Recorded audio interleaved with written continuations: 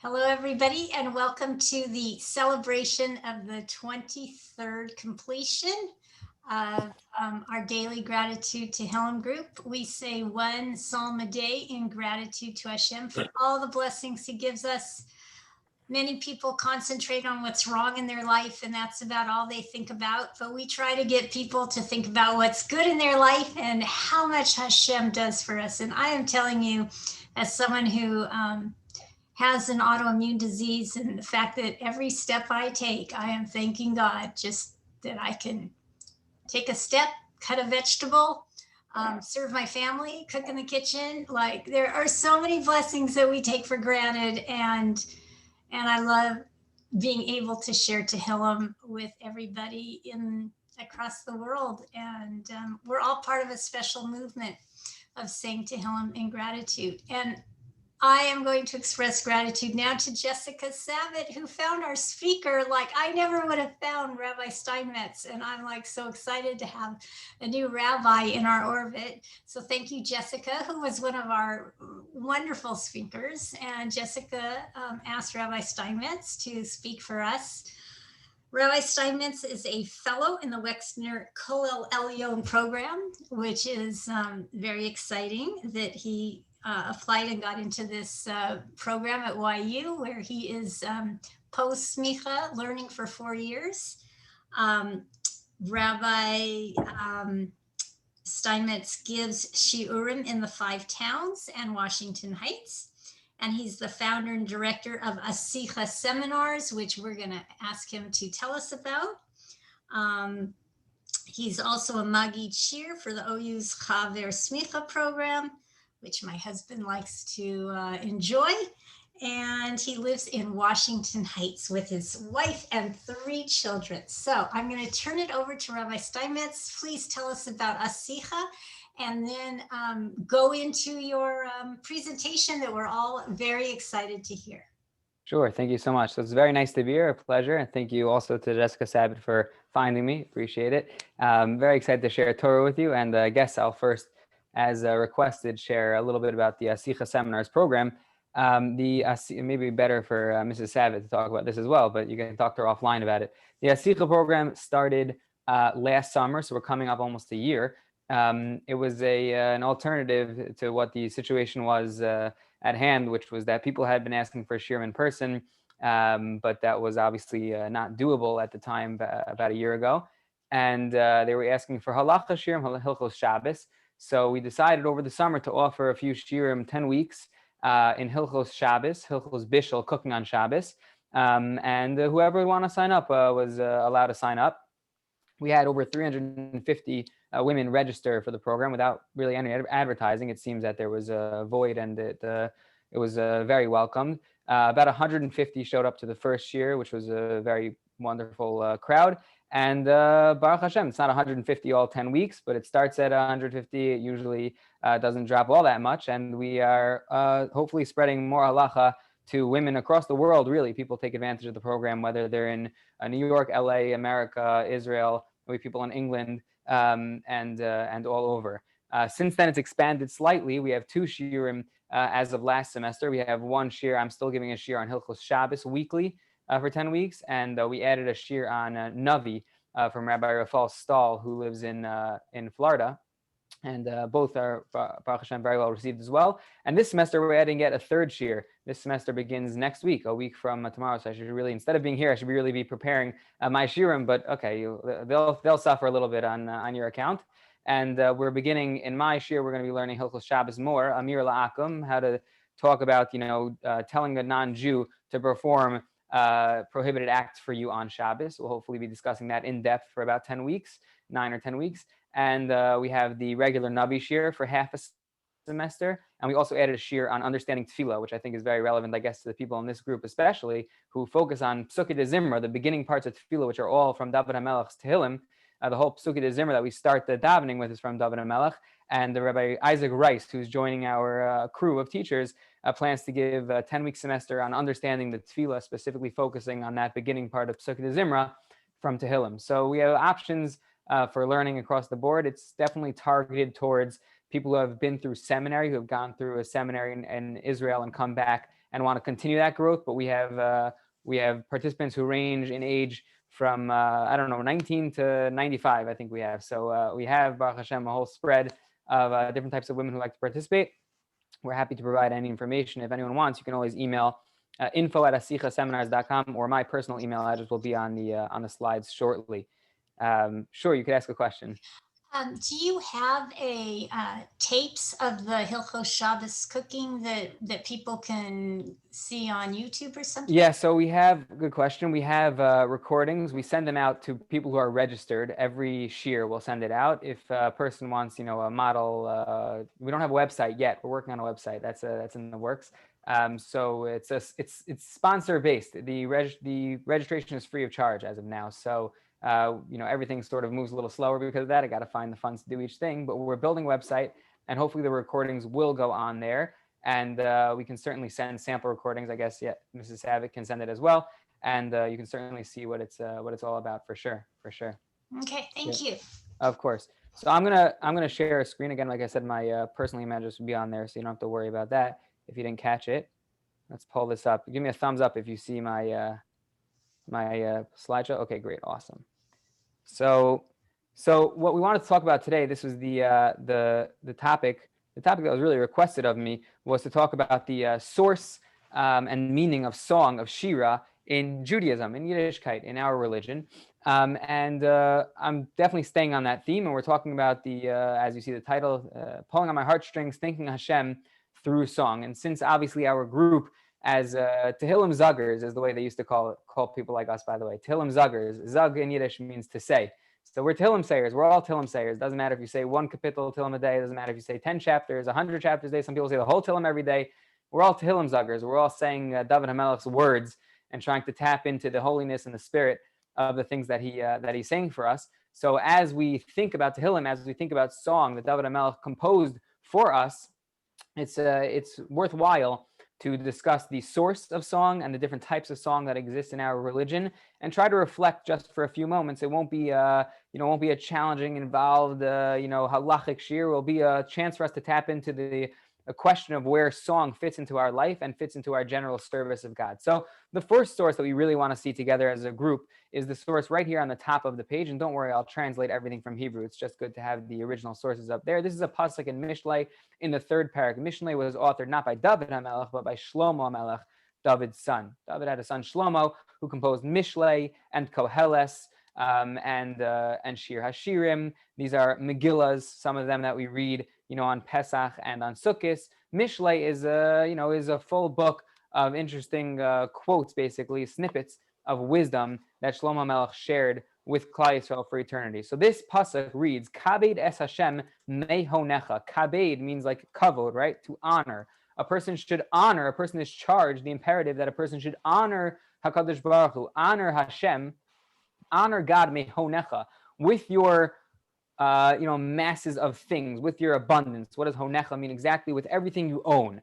Kol hon beischa, everything you own, you should use to honor Hashem. Umeirishis kol tuasecha. We don't need to worry about the second half. For the first half of the pasuk says, honor Hashem with everything you have. What's everything you have? So Rashi, who is the most classic commentator on Psukim and also on Chumash, not only here on Mishlei, on Chumash, and also on the rest of Tanakh, and the Gemara. So Rashi makes a comment, me honecha. What does honecha mean? We loosely translated before as everything that you own, all of your things. He says, mikol masha chanancha, everything that HaKadosh Baruch Hu, everything that Hashem gifted you with, all the things that Hashem gave to you, use those things in His service. To honor God, you should use everything that God gifted you with. So we heard before that it's a gift. It's a gift even to have the ability to take a step. It's a gift to have the ability to cut vegetables, we heard as an example.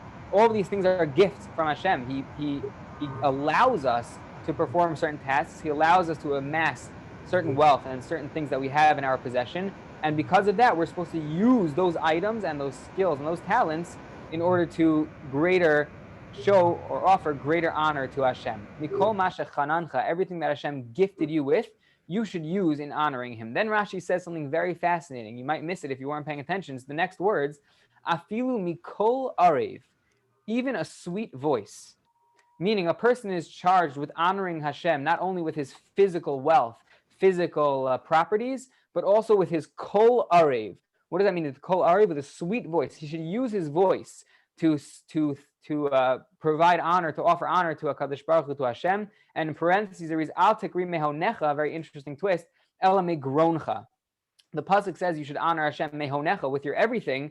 Says Rashi, maybe you could read it as not honecha, but gronecha. Garon means your throat, meaning a person should even use their throat. It's a cute hint to what the pasuk might mean on a deeper level. Even a person's throat should be used to honor Hashem, meaning that we should use our voices to show honor to HaKadosh Baruch Hu. What does it mean to honor Hashem with our voices? So the Jewish religion has a different take on music than the rest of the world, than people who don't have religion, that don't have Hashem in their lives. We see music not only as entertainment, not only as fun, not only as exciting and new and creative, we see it as an act of service to HaKadosh Baruch Hu. The Vilna Gaon, who's pictured here on the bottom, the Vilna Gaon lived in the, mostly in the 1700s, for most of the century even. The Vilna Gaon was probably the biggest genius that the Jewish people have had, or maybe the world has seen. Definitely in his time, and even since then, many would argue there was the brains just didn't exist after him. The Vilna Gaon, Rabbi Eliyahu Kramer, who obviously lived in Europe in the 1700s. So he was, classically, people remember him mostly as being anti-Chasidus. How could anyone be anti-Chasidus? Chasidus is the best. Everyone loves Chasidus. Our first picture on the page had a bunch of Hasidim. How could we not like Chasidus? So it's not that he didn't like Chasidus, that Chasidus was just starting. It was when Chasidus was really picking up as a revolution. And there were certain parts that seemed to be ignoring halacha, the standard law, and it seemed that some things weren't going to work properly in terms of keeping religious code. And so the Vilna Gaon took a strong stance against the Hasidus as he saw it in his time. Has Hasidus evolved? Has it become greater? Certainly. And there's definitely an argument to be made that the Hasidus now is not what was being addressed back then. But either way, in terms of music, the Vilna Gaon isn't anti-Hasidish. The Vilna Gaon likes music. It's so much so, this is amazing. There's a sefer called Pa'as HaShulchan, which was written by a student of the Vilna Gaon. And in this book, in this sefer, Pa'as HaShulchan, in the very introductory pages, the author writes that my teacher, my Rebbe, the Vilna Gaon, learned everything in the whole world. He learned science, he learned all the sciences, all the arts, all the Torah, all of math. He learned every subject under the sun, and apparently he made a big siyum, a big party like we're having today, a big celebration, just noticing and showing to everyone how he finished all of Chachma, all of wisdom, all of everything, every subject under the sun in this world. And in that list, the author includes music, that apparently the Vilna Gaon, in all of his genius, not only mastered all of Halacha and all of Parsha and all of Tanakh and all of Tehillim and all of Gemara and all of science and all of math, he also mastered the art of music. And apparently he viewed music also as an act that can be fostered and it can be directed and oriented towards service of God, the same way the rest of those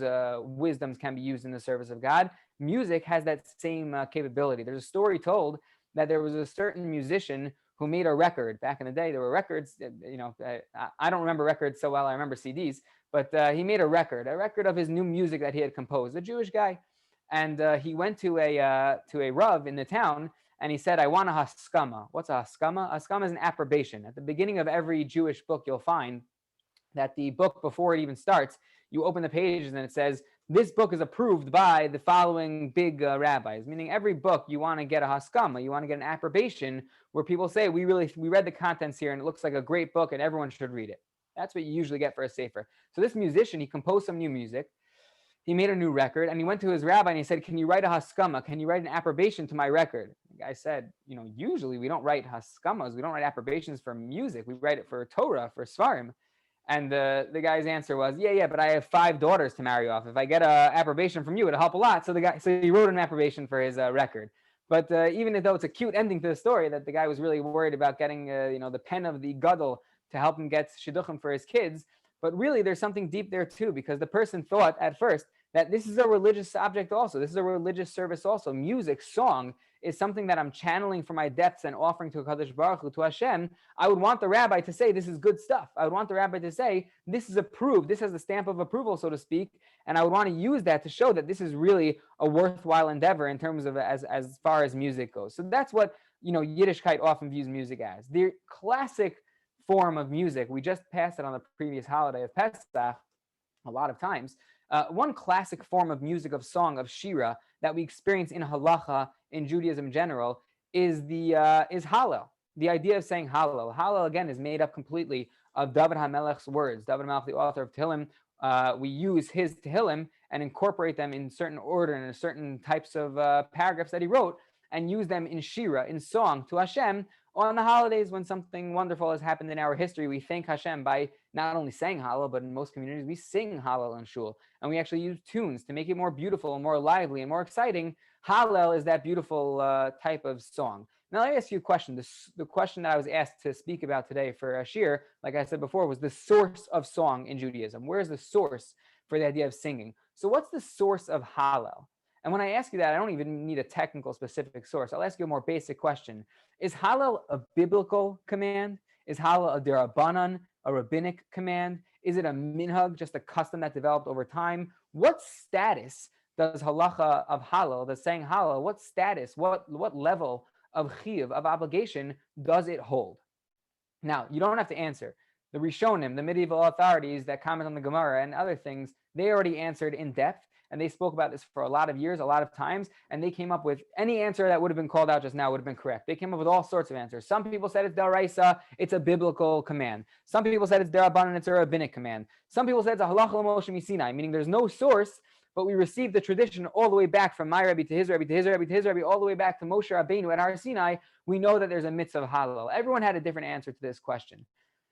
Importantly, just because he was the foremost Rishon, the medieval authority, really the greatest of his time, and afterwards, the Rambam, Moshe ben Maimonides, in living in the 12th and 13th century, the Rambam said something interesting. He said the whole thing is derabanan, the whole thing is rabbinic. The psukim in the Torah, the actual verses that are written in the Parshios and the Chumash in the Torah, those things never hint to you, never tell you, never let you know that there's such a mitzvah, such a charge that we should sing Hallel on happy occasions. That never comes up in the Torah. Says the Rambam, that only exists on a dirabanan, on a rabbinic level. That's what the Rambam said. Now, it's not so bad. I mean, we don't care if the Rambam said that. We don't know anything against it. So why is it such a problem? The problem is that all of the later authorities point out that there are Gemaras in Talmud galore, 3 or 4 Gemaras, which seem to contradict what the Rambam said. The Gemara will say that there's a mitzvah to say Hallel, and the Gemara will say, here's a pasuk, here's a verse in the Torah to support that halacha. If there's a pasuk in the Torah that's supporting the halacha, it sounds like that's not a rabbinic obligation, right? It sounds like that's actually a biblical obligation, a deoraisa obligation, as we say. So how could the Rambam possibly say that Hallel is only rabbinic if we find psukim that explicitly hint at the idea of saying Hallel? There are different answers given, many different answers given, but one that I think is important to focus on today for our purposes is that of the Netziv. The Netziv was Rav Naftali Tzvi Yehuda Berlin, who was in the Soloveitchik line of family. I'm not going to go into exactly the details of how he's related and how he fits in now, but he was the Rosh Yeshiva in Volozhin in the 19th century. As you can see, his lifespan most of the 19th century, as you see over here, 1816 to 1893. An amazing figure. He wrote a lot of svarim. A very worldly figure, aside from the fact that he was a tremendous Talmud Chacham in the realm of Torah. He also knew a lot of other areas as well. The Netziv has a commentary on a sort of an obscure work of one of the early Gaonim, so predates the Rambam. And in that, Netziv discusses the Rambam's opinion. And the Netziv says, this is fascinating, he says, there are really 2 types of Hallel. He says sometimes there's a Hallel that you sing, like we just passed in Shul, on Pesach. It's Yantif morning, and we get to that point after Shemona Esrei where it's Chazar Sashatz, and after Chazar Sashatz, the Chazan turns the pages, and we start to sing Hallel, and we belt it out, and we have all the different tunes. That Hallel, the Netziv says, that's certainly rabbinic in origin. That's certainly only a rabbinic obligation. The rabbis told us to do that. The psukim, the verses in the Torah, never told us to do that, never hinted at it, never told us that that's a halacha. That being said, says the Netziv, there is a different type of Hallel called Hallel b'sha'as hanes. There's a type of Hallel where it's a Hallel at the time of the miracle, meaning sometimes we say Hallel for years and years and years after a miracle happened, like we just gave an example on Pesach. We say Hallel for many, many years. For the rest of history, we say Hallel. That Hallel is only rabbinic. But when the Jews crossed the Yam Suf, for example, when the sea split and the Jews went across, you remember it says, Az Yashir Moshe, that Moshe Rabbeinu started to sing with all of the Bnei Yisrael. They sang together a Hallel to thank HaKadosh Baruch Hu for the nace, for the miracle that he split the sea and that they were able to cross. At that moment, when they sang Hallel, says the Netziv, that was a Deoraisa, higher level obligation of Hallel. To actually sing and scream out to Hashem in thanks and gratitude and thank him for the nisim, for the miracles that he performs for us, for the kindness that he bestows upon us, to actually thank Hashem in the moment of that miracle, of that kindness, that is Deoraisa. That is biblical in its nature. That is a higher level chiyuv. That's even more of an obligation than the regular Hallel that we say in Shul every single year on Pesach, every single year on Sukkot, every single year on Hanukkah. Those are derabanan. Those are rabbinic. The rabbi said to remember the nace, to remember the miracle, keep saying Hallel. But when the nace actually happened, when we were standing at the shores of the Yam Suf thanking Hashem for what happened, that was a Hallel, a song, a shira of a whole nother level, of a whole other nature. And that's Hallel b'sha'as hanes, Hallel at the time of the miracle. Now, once we're seeing that there's these two types of Hallel, it would be interesting in shira in general, two types of shira, a shira where we remember something that happened back in the day, and a shira, a song where we're actually thanking Hashem in the moment for what happened just now. So let's delve into it and see if there are any other sources that corroborate it and how much deeper we can go into this idea and really apply it to our lives. Now, if you look in the Gemara in Psachim, a Talmud in Psachim tells us the following interesting note. A lot of us here say Tehillim, correct? So it doesn't matter if you say one a day, it doesn't matter if you say 100 a day. You've probably seen these two phrases, right? Mizmor LeDavid and LeDavid Mizmor. Or if you're looking at the English side when you're saying them, you've probably seen a psalm by David or by David a psalm. So it's kind of interesting grammatically. I mean, what the difference is in English, it's hard to tell. And maybe there is no difference in English. That's okay. The Hebrew language is much more deep and flowery and has so much more depth in general to meaning than the English language does. But what is the crucial difference between Mizmor LeDavid, a psalm by David, or LeDavid Mizmor, by David a psalm? What's the difference between those two phrases? Why do we switch the words back and forth? Why does David Melech sometimes say that Mizmor LeDavid and sometimes LeDavid Mizmor? So guess what? You're not the first person to ask that. The Gemara asked that question. The Gemara gives an answer. He says there are two types of song that David Melech experiences. One, on the left side of your screen, Mizmor LeDavid. Sometimes David would sing a song, a niggin, a tune would come to his mind. He'd suddenly have this exciting idea for a tune. He'd sing it. And because it was such a beautiful song, because it hit the right notes, because it really pulled on his heartstrings, the divine presence, the Shekhinah, rested upon him. Meaning, since he sang so beautifully, the Shekhinah was able to come down. He was able to experience holiness and experience the presence of Hashem through his song. That's Mizmor LeDavid. First the Mizmor, first the song, then the Shekhinah, then HaKadosh Baruch Hu came down to David. However, LeDavid Mizmor is exactly the opposite. Sometimes David HaMelech would be sitting there, and all of a sudden he'd feel an inspiration. He'd feel the Ruach Hashem, the spirit of HaKadosh Baruch Hu, the spirit of God resting upon him. And as the divine presence visited him, he'd suddenly be inspired by that feeling, by that experience, and it triggered a song within him. It helped him compose a song. LeDavid, first Hashem visited himself upon David, so to speak, and then Mizmor. And then David was able, based on that inspiration, to compose a song that related to the experience at hand. Sometimes we're so inspired by the ruchnius, by the spirituality, by the moments that we're experiencing, that we're going through with the Kadosh Baruch Hu, that we see spirituality, we experience the divine presence, so to speak, that it just makes us burst out into song. It just makes us want to express ourselves so much more deeply than words can contain. But sometimes for David HaMelech, he had a mizmor, he had a song he wanted to sing, and that song was just so beautiful. Think of that chazan on Yom Kippur, who it's late in the day and you're tired and you don't have so much energy left, but the song the chazan chooses is just so perfect, it's so right, it hits the nail on the head, that suddenly you get a second wind, you get more energy, and you're able to get back into the davening, back into the tefillah. Sometimes the song inspires the inspiration, and sometimes the inspiration leads to the song. Shira b'shas hanes, that hallel that we sang at the Yam Suf, it wasn't that we were singing in order to experience HaKadosh Baruch Hu. Quite the opposite. What happened was that we experienced Hashem so closely, we felt his presence so deeply and so poignantly. We were able to feel the divine presence. We experienced a nes, nigla, an explicit and clear, open miracle that everyone got to see at the Yam Suf splitting, and it just made us, it touched our hearts so deeply that we burst out into song. It was that experience that led to the song. It was LeDavid Mizmor by David Asam, and not just Mizmor LeDavid, not just that the song brought on the experience, but that the experience actually led to the song. Those are the two types of hallel that Netziv that we mentioned before was telling us about. that there's a hallel we say every single year, a song we sing every year on Sukkot and every year on Pesach, and the song is supposed to inspire us to thank Hashem, inspire us and bring us to feel like we were back then, to feel like it's the Nes of Hanukkah, to feel like it's the miracle of Kriyas Yamsuf. We're not actually living in it right now, but if we sing nicely enough, we can really feel that experience. But sometimes you have that moment where you just experience Hashem so closely, so deeply in your life that it just inspires you to go deeper. It inspires you to express yourself in a deeper way. It inspires you to pull on your own heartstrings. And that's the David Mizmor. That's the Shira B'Shas HaNes. That's that higher level of Hallel where we burst out into song out of appreciation of what we're experiencing from HaKadosh Baruch Hu. There's a very interesting story that I read in a journal once.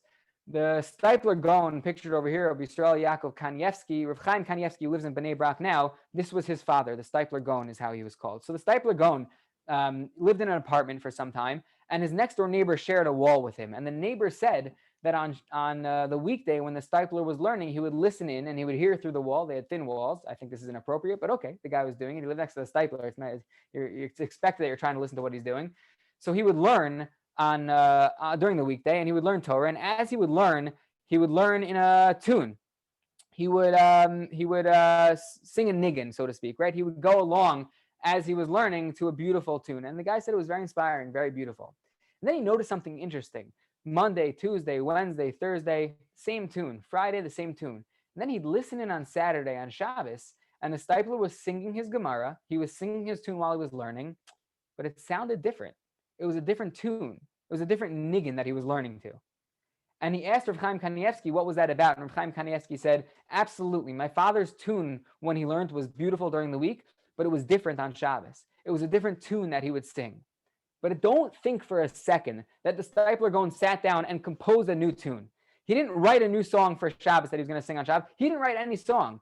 It was natural. Because he was experiencing the holiness, the Kedusha, the spirit of Shabbos, when he learned on Shabbos, it sounded different. It came out from his heart. It came out from inside of him differently, more deeply, and it is a different tune that he sang on Shabbos than he would during the week. Again, because sometimes we inspire ourselves, we bring on the inspiration, the song causes the inspiration. But other times, Shabbos for the Steipler or Kriyas Yamsuf for all of Klal Yisrael inspires the song itself. The experience causes the inspiration.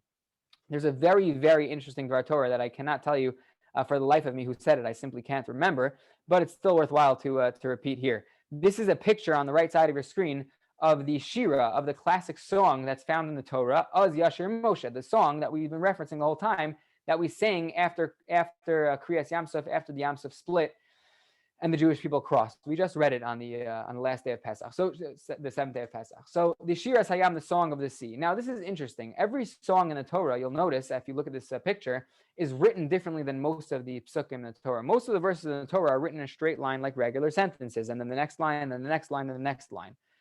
The way that this song is written in the Torah, the way Shira is written in the Torah, is like this, staggered with spaces in between. And the question is asked, why? Why do we write it differently? It's more poetic, it's more artistic. Certainly there's reason to believe that's the case, but is there something deeper over here as to why the verses of the Shira are written staggered like this with spaces in between? And I heard an unbelievable Dvar Torah. This is amazing. This is worth, the whole Shira, I think, is worth for just this one idea. When you look at this picture, you notice two things. You notice words and you notice spaces. Unbelievable. Song expresses so much more than words and sentences on paper could possibly express.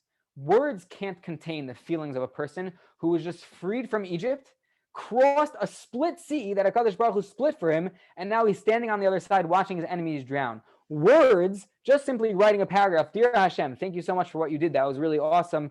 Best Jonah Steinmetz. That wouldn't suffice. That wouldn't be good enough. You need to sing. You need to burst out into song from the depths of your heart and thank Hashem for every kindness that he acted on your behalf, that he gave you. Says the Torah, don't write it like regular sentences. Don't put it line after line. Leave spaces. Why? Because we're showing you that the spaces contain more than the words. even though you want to try to sing it and you want to put it into words, there's still spaces in between where you're expressing even more and more that simply could not fit, could not be contained into the words themselves. Says the Torah, write me differently. Leave some spaces where you can have personal expression, deep, genuine expression of song from the depths of your heart that no words could possibly do for you. Az Yashir Moshe, sing a song that's more than just words, that actually expresses your feelings, because as you experience the nace, as you experience the miracle, it's so much more than the sentences and words on paper could possibly contain. Reb Chaim Zaitchik, who is a Bala Musar, Navardiker Bala Musar, has a bunch of Svarim. He had a similar point, and he notes that the women at Kriyas Yam Suf did even more so. After the song that the men sing, Az Yashir Moshe, this song over here, the Psukim tell us that Miriam Hanaviyah, Moshe's sister, went out with all of the women. Not only did they sing, well, or they didn't sing, they played musical instruments and danced. They did more expressive acts than just singing with their vocal cords. Why didn't they sing? Why did they dance? Why did they play musical instruments? So one answer is given, obviously, halachic, kol isha. A woman is not allowed to sing in the presence of men. So maybe that's why they didn't sing after the Yam Suf. But a more amazing answer that Reb Chaim Zaitchik presents is that the women felt this simcha, this happiness, this excitement over the nace even more acutely than the men did. The women felt the destruction of the Jewish home. The work of the men in Mitzrayim was placed upon the women. Women had to lift heavy bricks, heavy stones, make cement. There was a lot of torture for the women in Mitzrayim. And when they left Mitzrayim, they simply could not only express their thanks through singing, but they had to do more. They had to dance and play musical instruments. And that's the same point, that words don't always capture all of our feelings. Sometimes we need to put more into it, whether it's a poem, a song, musical instruments, the tambourines, the dancing, all of those elements add more and more expression from the depths of our heart. And that's what the women were trying to accomplish after Kriyas Yam Suf. Sefer Tehillim is the best example of Shira B'Shas Nes. It doesn't matter, as we heard in the very beginning, whether you just crossed the Yam Suf, or whether you're able to cut vegetables, whether you're able to walk, whether you're able to stand up and say a shiur, whether you have a brain that's able to listen to a shiur, eyes that are able to watch a shiur. Those are all unbelievable miracles, unbelievable nisim that we can't stop expressing our gratitude for. But the gratitude can't be, dear Hashem, thank you so much for yada, yada, yada. The gratitude has to be sung from our hearts. It has to be deep. It has to be meaningful. It has to be something that, honestly, words can't contain. It has to be something that needs to be expressed from so much deeper a place in our minds and our hearts. Sefer Tehillim, the Psalms that we say from David HaMelech, are exactly that. They are songs, they are poetry, they are deep, and they're David HaMelech giving us his heart. And we have the opportunity to open up a Sefer Tehillim. Apparently, we have the opportunity as a group to open it every single day. It's such an amazing merit, an amazing zchus to be able to do that, to open up a Sefer Tehillim and use David HaMelech's heart, his words, his song, his tune, and try to sing that to a Kadosh Baruch Hu, to the Ribono Shalom, and thank him every day, genuinely, a shira, a song from the depths of our heart for all of the kindness he bestows upon us. We have to, together as a group, and we have to spread it to other people. I don't know how many people are part of the Daily Gratitude Group. There need to be thousands. There need to be millions of people. Everyone needs to be involved in daily gratitude. We need to thank Hashem from our hearts, and in that way, we'll tap into what we started with, the mitzvah d'oraisa, so to speak, the biblical charge, not only the rabbinic charge of davening, of thanking Hashem, of expressing our gratitude, b'shas hanes, all of the nisim, all of the miracles that happen to us every day, to express at those very moments our thanks from the depths of our heart. And like we said, that's the highest form of shira. Thank you so much, everyone, for the opportunity to speak with you today. And I hope that some of the words were at least inspiring, or at least inspire inspiration, and hopefully lead us to even more song in the future. Everyone be well. Can I just say something? I want to privately, and I guess on behalf of everybody, I really would like to thank Rabbi Steinmetz for doing this shiur. He is beyond talented in his presentation as a Magid shiur, in his ability to create just entertaining as well as informational shiurim. I have been really privileged to attend the last 2 semesters of the Asicha seminars and on Hilchos Shabbos, and I enjoy everything about them. As far as the information, it's practical halacha as well as the sources, and and just because Rabbi Steinmetz is such an engaging presenter, he has a great sense of humor. He uses great pictures. He has this way of just engaging everyone in the shiurim. So I have to thank you very, very much. And I would strongly, strongly encourage everyone to check out Asicha Seminars. If you want the link, I can certainly give it to you. Rabbi Steinmetz can give it to you. Maybe you want to put it into the chat, Rabbi Steinmetz, just so that people can check out the new semester that's starting next week. But it is very, very worthwhile to check it out, and it's just a wonderful way to have an engaging shiur Torah. Okay. Thank you, Jessica, and thank you, Rabbi. Rabbi, if people want to donate in appreciation for you giving the shiur today, is there a place to donate for the Asicha? Yes, absolutely. It's easiest if you would email me. I put my email in the chat. You can email me steinmetz@asichaseminars.com, and I can give you the information if you so desire, certainly. Okay. I did just also post the link to registration, and I put a picture of the flyer. It seems like it's taking some time to load, but if it gets through before, I think it should just gone through. Wait So up. all the information should be there. Everyone can feel free to reach out, and it doesn't have to be with money. It could also just be a question, a thought, a comment, anything, any follow-up is certainly encouraged. Okay, it was fantastic. And you're a tremendous speaker, and I thank you, and I thank Jessica, and I thank everybody who came today to learn more about the topic. And I think it's going to add to all of our Tehillim to make it even more alive. So thank you everybody, and we'll see you next time. Bye-bye.